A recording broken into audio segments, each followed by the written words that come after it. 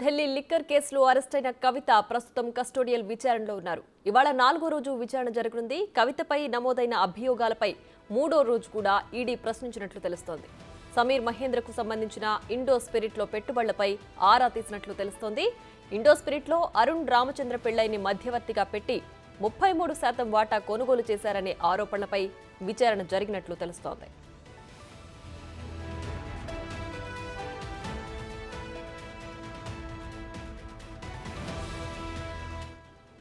మరోవైపు 2 రోజులుగా భర్త అనిల్, అన్న కేటీఆర్, హరీష్ రావు ఢిల్లీలోనే ఉన్నారు. నిన్న కవితను కేటీఆర్, హరీష్, న్యాయవాది మోహిత్ ములాఖత్ అయ్యారు.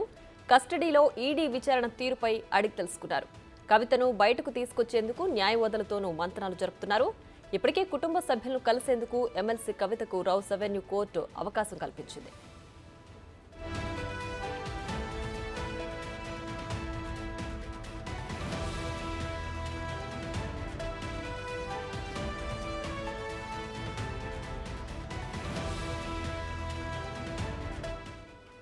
కస్టడీలో ఉన్నన్ని రోజులు సాయంత్రం 6 గంటల నుంచి 7 గంటల వరకు కవితను ములాఖత్లో కలిసేందుకు అనుమతించింది. తల్లి, పిల్లలను చూసేందుకు వీలు కల్పించింది. నేటి ములాఖత్లో సాయంత్రం 6 గంటల నుంచి 7 గంటల మధ్య తల్లి, పిల్లలు కవితను కలవనున్నారు.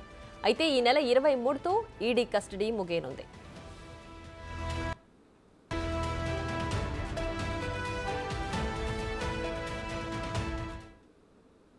ఇదే అంశానికి సంబంధించి మరింత సమాచారం మా ప్రతినిధి శివ ఢిల్లీ నుంచి లైవ్ లో అందించడానికి సిద్ధంగా ఉన్నారు. శివ, చెప్పండి, కవిత ఈడీ విచారణ ఇవాళ 4వ రోజు ప్రారంభం కాబోతోంది. అయితే నిన్న జరిగిన విచారణలో ప్రధానంగా ఇండో స్పిరిట్ వాటాకు సంబంధించి విచారణ జరిగినట్లు తెలుస్తోంది. పూర్తి డీటెయిల్స్ ఏంటి?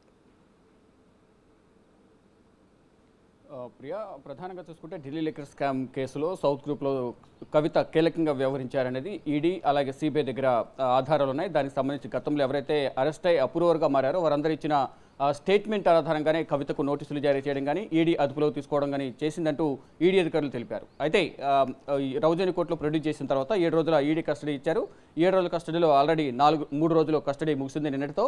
ఈరోజు 4వ రోజు కస్టడీ కొనసాగుతోంది. అంటే ఉదయం 11 గంటలకు ఈడీ అధికారులు విచారిస్తారు. ఉదయం 11 గంటల నుంచి సాయంత్రం 5 గంటలలోపు ఈడీ అధికారులు వారి క్వశ్చన్లను బట్టి వీలున్నప్పుడల్లా ప్రశ్నించే ఛాన్స్ అయితే కనిపిస్తూ ఉన్నాయి. అయితే నిన్న విచారణలో ప్రధానంగా ఉదయం 11 గంటలకు విచారణ ప్రారంభమైంది. ఈ విచారణలో ఏదైతే అభియోగాలు నమోదు చేశారో ఈడీ కస్టడీ రిపోర్ట్లో ఏదైతే నమోదు చేసిందో అభియోగాలు అవి గతంలో ఎవరెవరితో కవిత ఫోన్లో సంభాషించింది, ఎవరెవరితో వ్యాపార లావాదేవీలకు సంబంధించి వాట్సాప్ చాటింగ్ కానీ ఫేస్ టైంలో మాట్లాడడం కానీ ఇతరత్ర సంభాషణలు ఏవైతే ఉన్నాయో పలు హోటల్లో సమావేశాలు కావడం కానీ వీటన్నిటికి సంబంధించి కూడా ఆధారాలు మా దగ్గర ఉన్నాయంటూ కూడా ఈడీ అధికారులు తెలిపారు. దానికి సంబంధించి మరోవైపు ఇండో స్పిరిట్ అధినేత సమీర్ మహేంద్రు కంపెనీలో 33% వాటా కొనుగోలు చేసినట్లు, దీనికి మధ్యవర్తిగా అంటే వ్యాపార బినామీగా అరుణ్ రామచంద్ర పిళ్ళై వ్యవహరించినట్లు కూడా అరుణ్ రామచంద్ర పిళ్ళైని ఈడీకి అలాగే సిబిఐకి వాంగ్మూలం ఇచ్చారు. దానిలో భాగంగా కవితకు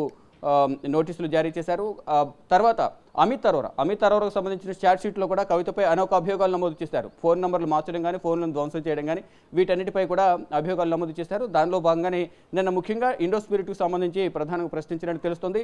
ఈ లిక్కర్ పాలసీ రూపకల్పనకు సంబంధించి ఎవరు సహాయం చేశారు, ఎన్ని జోన్లను పొందారు, జోన్లు పొందినందుకు ప్రతిఫలంగా ఎంత ముడుపులు చెల్లించారు అనే దానిపై కూడా నిన్న ప్రశ్నించినట్లుగా కూడా మరో సమాచారం అయితే ఉంటుంది. మొత్తంగా చూసుకుంటే అసలు ఢిల్లీ లిక్కర్ స్కామ్లో మీరు ఏ విధంగా ఎంటర్ అయ్యే సందర్భంలో ఎవరితో మాట్లాడి ఈ జోన్లు పొందారు అనే దానిపై నిన్నంతా ప్రశ్నించినట్లుగా తెలుస్తోంది. మరోవైపు ఈరోజు 4వ రోజు కూడా దీనికి సంబంధించి ఏదైతే ఆరోపణలు ఎదుర్కొంటున్నారో దాంట్లో రోజుకు ఒక అంశాన్ని తెరపైకి తీసుకొచ్చి అసలు ఈ ఢిల్లీ లిక్కర్ స్కామ్లో మీకు అన్ని జోన్లు కేటాయించడానికి ప్రధానంగా అంటే వీళ్ళ టార్గెట్ ఒకటే, ఎవరు మీకు సహకరించారనేది వారు అడుగుతూ ఉన్నారు. అయితే ప్రధానంగా ఇప్పటి వరకు వచ్చిన వారు ప్రతి ఒక్కరు కూడా అప్రూవర్గా మారే సందర్భంలో వారు చెప్పిన దాని ప్రకారం మనీష్ సిసోడియా, అరవింద్ కేజ్రీవాల్ కీలకంగా వ్యవహరించారు, విజయ్ నాయర్, దినేష్ అరోరా వీరందరూ కూడా సహకరించారనేది ఇప్పటివరకు అప్రూవర్గా మారిన వారందరూ కూడా వారికి చెప్పారంటూ వాళ్ళు తెలుపుతున్నారు.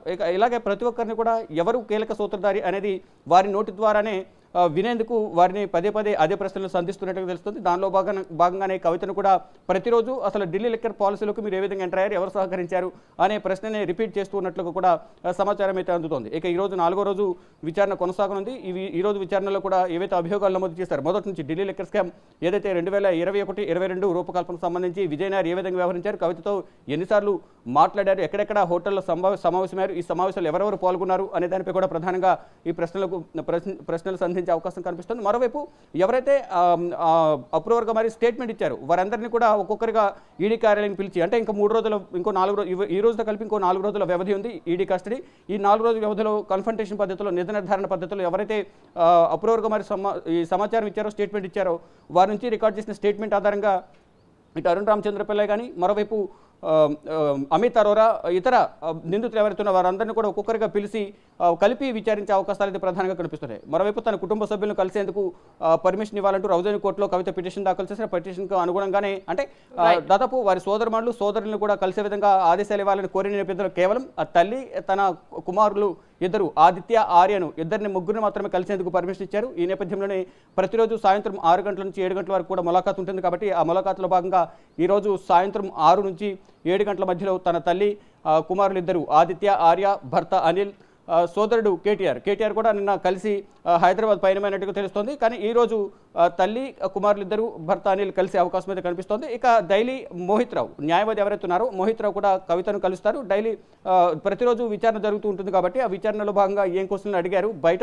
ఏ విధంగా వాళ్ళు ప్రయత్నాలు చేస్తున్నారు, ఏ విధంగా న్యాయ పోరాటం చేస్తున్నారు, ఇవన్నీ కూడా కవిత దృష్టి తీసుకువెళ్తారు. లోపల ఈడీ ఆఫీసులో ఏం జరిగింది, ఈడీ అధికారులు ఏం విచారించారని కవిత వీరి దృష్టి తీసుకొస్తుంది. ఇద్దరు కూడా షేర్ చేసుకున్న తర్వాత ఆ తదుపరి భవిష్యత్ కార్యాచరణ ఏంటి అనేది కూడా వారు నిర్ణయాలు తీసుకునే అవకాశం అయితే ప్రధానంగా కనిపిస్తుంది. ఈ రోజు ఈడీ విచారణ, ఈడీ కస్టడీ 4వ రోజు చేరింది. Priya. Right Shiva, thanks for the updates.